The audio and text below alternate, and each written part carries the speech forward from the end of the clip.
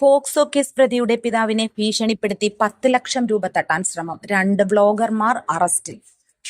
Adoor police സ്റ്റേഷനിൽ May മാസം register ചെയ്ത കേസിലെ 1-ാം പ്രതിയുടെ പിതാവിനെയാണ് പ്രതികൾ ഭീഷണിപ്പെടുത്തി പണം തട്ടാൻ ശ്രമിച്ചത്.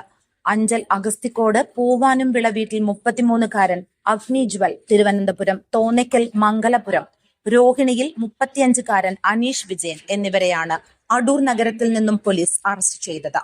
ശ്രീ ബ്ലോഗ് എന്ന ചാനലിന്റെ ഉടമ ശ്രീജിത്തും ഭാര്യയും കൂടാതെ പുനലൂർ, അഞ്ചൽ എന്നീ സ്ഥലങ്ങൾ കേന്ദ്രീകരിച്ചുള്ള വിസ്മയ യൂട്യൂബ് ചാനലിൽ പ്രവർത്തിക്കുന്ന അഗ്നി, അനീഷ്, റഹീം എന്നിവർ ചേർന്നാണ് പോക്സോ കേസിൽ അറസ്റ്റിലായ മകന്റെ ഫോണിൽ നിന്നും വീഡിയോകൾ പോലീസുകാർ മുഖേന തങ്ങൾക്ക് കിട്ടിയതെന്നും ഈ വീഡിയോകൾ തങ്ങളുടെ ചാനലിലൂടെ പ്രചരിപ്പിക്കാതെ ഇരിക്കണമെങ്കിൽ തങ്ങൾക്ക് 10 ലക്ഷം രൂപ തരണമെന്നും നിരന്തരം പറയുകയും ഭീഷണിപ്പെടുത്തുകയും ചെയ്തത്.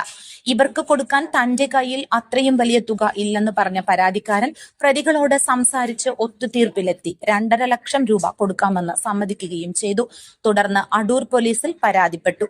കേസ് രജിസ്റ്റർ ചെയ്ത അടൂർ പോലീസ് പറഞ്ഞതു പ്രകാരം ഈ തുക വെള്ളിയാഴ്ച കൈമാറാമെന്ന് പറഞ്ഞതിന് പ്രകാരം അടൂരിലെത്തിയ പ്രതികളെ അടൂർ പോലീസ് തന്ത്രപരമായി കൊടുക്കുകയായിരുന്നു.